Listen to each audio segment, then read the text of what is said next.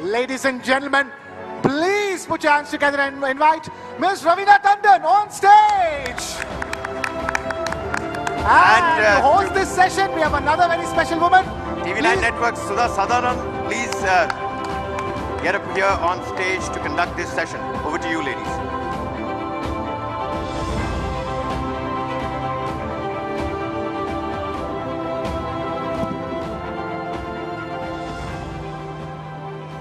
Of mine, can you hear me? These colleagues of mine, Krishna and Kabir, the two Ks, actually stole my line. I was going to say hard pa, soft pa, but woman's pa, it's incomparable. Won't you agree? And considering we teach you your first word as women, yes, to say ma, yeah, or amma, you need to owe it to us. Ladies and gentlemen, big round of applause for women's pa.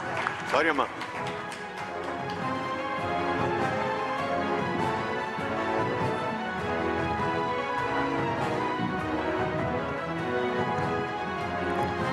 All right. Many congratulations, Raveena, for the Nakshatra Award. And I don't think I would like to slot you in any era. I think you are eternal as an artist. And artists really don't have any kind of from this to this. They live forever, and that's what art is all about. Yes? Thank you. All right. So, generally when we speak about cinema, when we speak about films, we keep it to great directors. Of course, there are great directors, but like I said, our first teacher at home is the mother, always. Now, Raveena, you come from a fantastic film family. Ravi Tandon ji, your father, I remember all the films, Khud Garz, Khel Khel Mein, Majboor, shows that I only saw films, did nothing else. Also, your uncle, McMohan, the famous Sambha from Sholay, iconic. Who doesn't know him?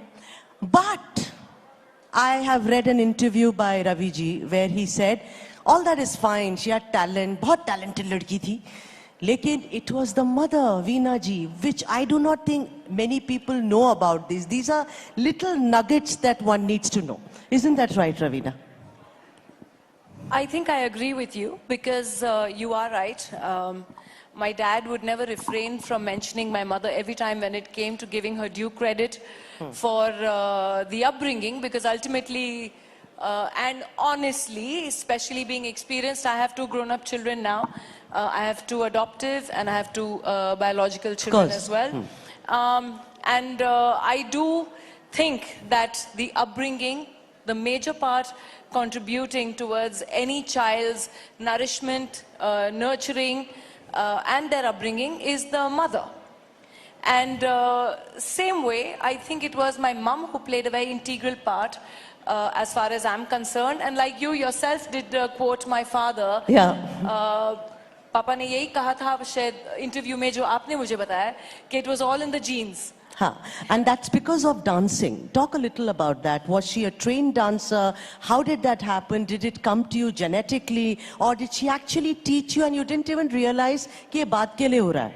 I think it was genetics because कहीं ना कहीं mummy ने तो 15 साल किया हुआ था बिरजू महाराज के अंडर कथक, तो उनमें always एक artistic था ही trait, and वो कहीं ना कहीं शायद हमारे खून में भी आ गया very naturally. So I think it was genetics, क्योंकि जब मैंने अपना करियर का शुरुआत किया तो बिल्कुल ऐसे नहीं था कि ट्रेनिंग ली और मम्मी ने ट्रेनिंग दिया, इन्होंने ट्रेनिंग दिया, कुछ एक्चुअली अनहर्ड था कि मैं फिल्म ज्वाइन करूंगी, बिकॉज किसी के जहन में आया भी नहीं था कि I am going to join the movies one day, and it just kind of just happened for me. So that is how it was. Lovely. So you see, there is one, these days the most popular thing is Nepo kids, we keep hearing it. But the point is that here is somebody who's from a film family and well spun, bilkul घुस जाओ film में, उस type की family. आप nepo kids की बात करेंगे तो हमारी आधी पॉलिटिक्स, आधी इंडस्ट्री खत्म हो जाएगी. लेकिन आपका जहाँ तक ताल्लुक है, what I'm coming to, Raveena, जहाँ तक आप हमारे देश की बात कर रहे हैं, अगर नेपोटिज्म की बात करेंगे. But you joined Genesis. I mean, you see, you did not say, okay, I'm going to now join cinema. So I want to then, your first film happens in 1991, which is Patthar Ke Phool.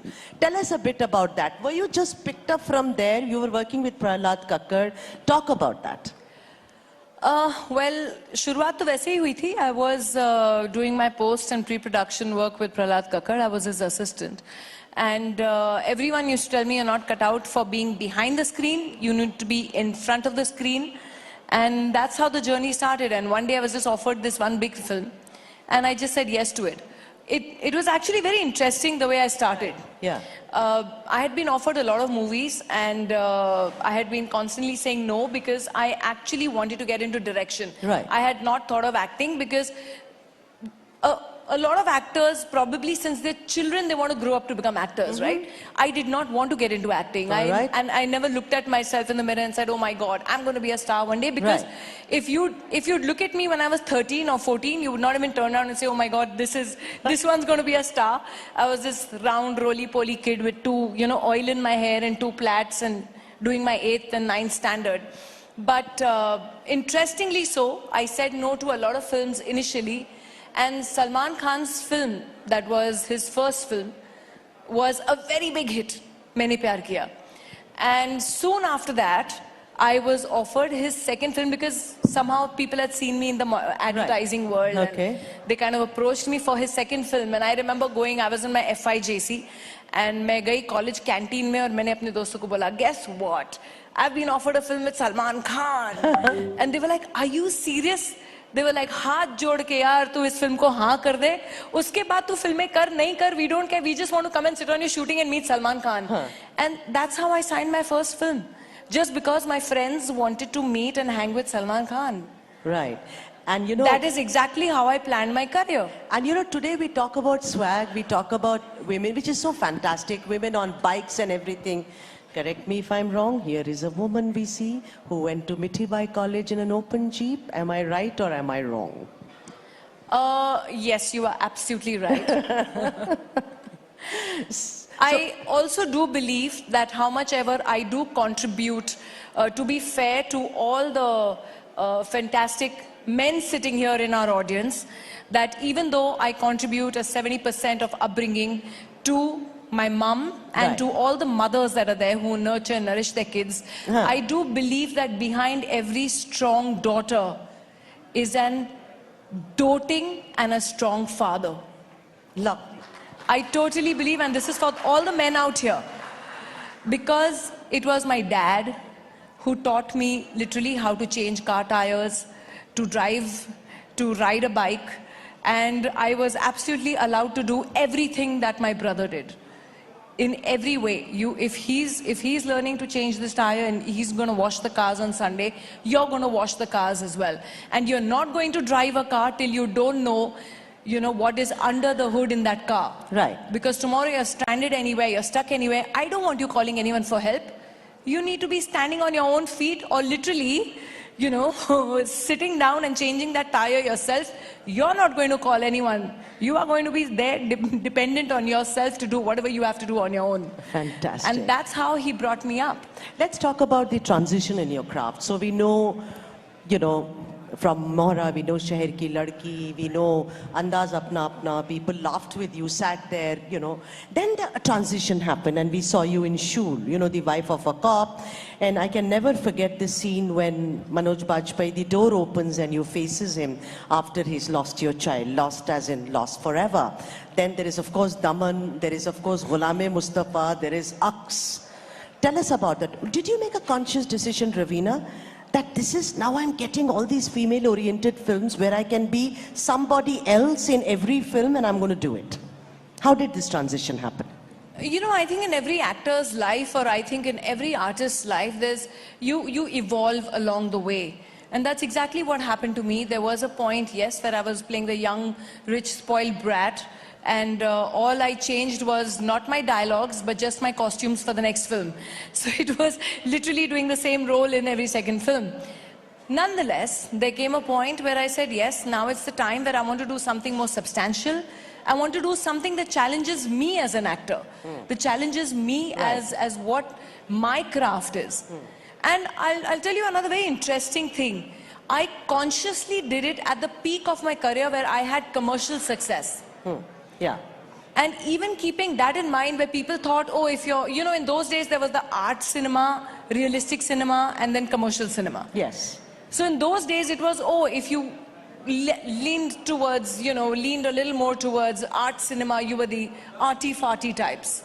you know, and Yeah. oh, you're giving up on your commercial success. Right. So for me, it was a conscious effort to do that quite in the beginning of my career. And honestly, in the 90s, or a little before the 90s, in the 80s probably, that was, I think, when I was also too young, but one would hear, the generation before me, the heroines and the actresses, they mostly had to hang up their boots, या तो वो retire कर जाते थे जब उनकी शादियां हो जाती थी, क्योंकि हमारी audiences शायद शादीशुदा औरतें accept नहीं करती थी. Right. और जब हमारे heroes जो साथी कलाकार थे, वो उनको वो समय मिल जाता था by the time they were in their middle ages to hone their skills, to become fantastic actors, to Right. master their craft. You know, they got that time to evolve. Right. Whereas when the time came for our women in the industry to be great at their work, to be masters of their craft, they were told to retire. Right. You know, that is something which I never understood. Which now we have the strength, we have the independence, and we have different various platforms. So Raveena, you have, are you saying in cinema or in OTT where you really done very well? We've seen, you know, Karma Calling is one. I've seen promos of that. I'm really waiting. It's coming sometime in March, if I'm not wrong. But you know, what about, you've done a lot of other OTTs as well. Do you think it's OTT or cinema? Both give you the opportunity I think now. both. Yeah. I think the basic viewpoint or the awareness that is there in our audience Right. today, एक तो exposure इतना हुआ है हमारे audiences को global cinema में through via OTT, via various festivals कि अब हर तरीके के cultures, हर तरीके के फिल्में हमारी audiences देखती हैं, तो accepting ज़्यादा है. I'm sure a lot of my colleagues in this room and ex-colleagues who are now, you know, strong political leaders here, my friend Khushbu's here in the audience, whom I completely love. But she will agree to what I'm saying, that by the time, you know, actresses reached that point where they had to hone their skills, they were asked to retire. But now we have that strength, whether it's through cinema. I did a film called KGF 2. Yes, Which today is the 4th highest you know, grossing film in the Indian history of films. Right. So that was a huge hit. Yeah. So whether it is cinema that gave me a role like something what I could do in KGF 2, or there was an Aranyak, or now there is Karma Calling, soon there will be a Patna Shukla. I've just, you know, going ahead with another couple of films now. I've done a Gurchadi with Sanju.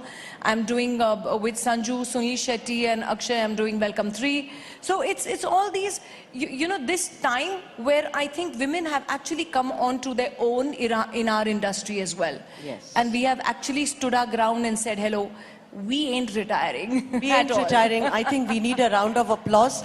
And from all the men, more than the women here, that, you know, we ain't retiring, we ain't going anywhere, we're staying right here. You know, let's talk about tropes now, you know, stereotypes. And go back to the time, Khushbu, I mean, it all happened in our, you know, where you had either a Devi or a Dayan. There was nothing in between. So a Devi would be this, you know, a woman clad in a sari and not knowing that we can be very wicked.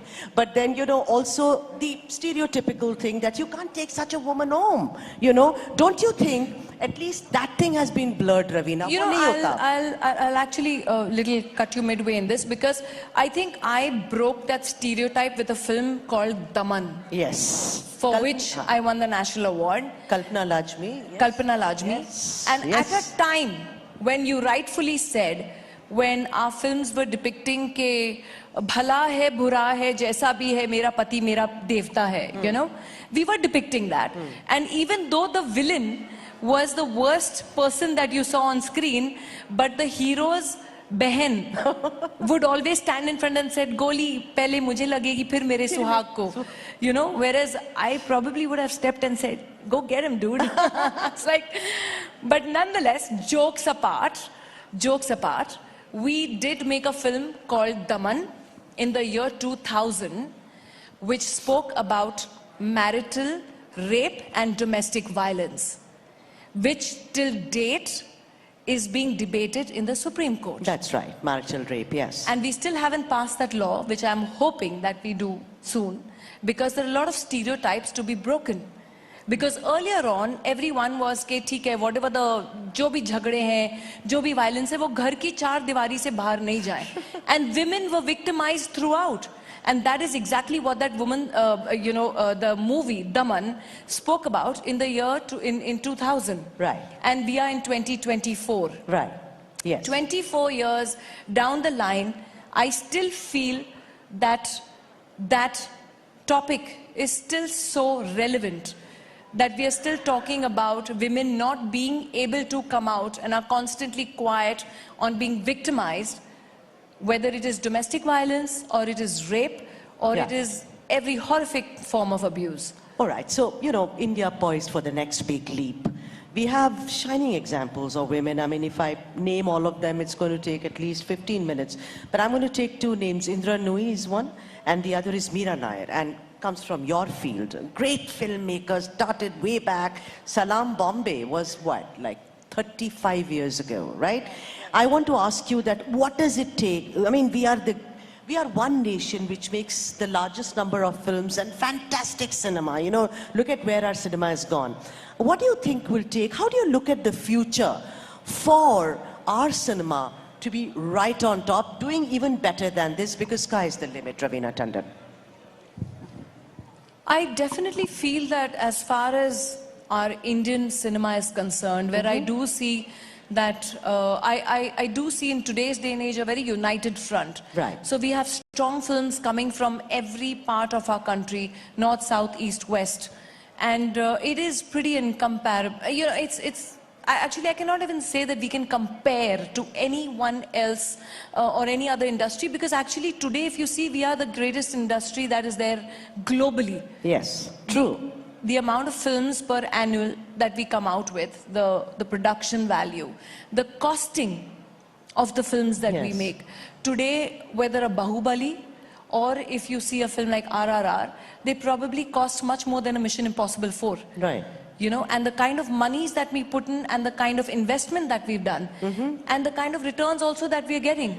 It's high time that our industry is touted today as taking a global stand and not waiting anymore to be called the second best, and definitely not to be called Bollywood. Trust me, all the industry insiders hate the word Bollywood. That is something that does not conform with us at all. And also sandalwood and Tollywood and Bollywood, Collywood. Lollywood and Tollywood Yeah, and I Mollywood know. and Sollywood, and we are very sorry wood. Yeah. We don't want to be known as any wood. We are the Indian film industry, and that's how we stand at. Absolutely. And give it up for the film industry. Ladies and gentlemen, Raveena Tandon, the eternal star. What a pleasure it has been. Thank you very so much, very much. And many congratulations for the Nakshatra Award. And that's the way to go, Nari Shakti. Thank you so much. It was a pleasure.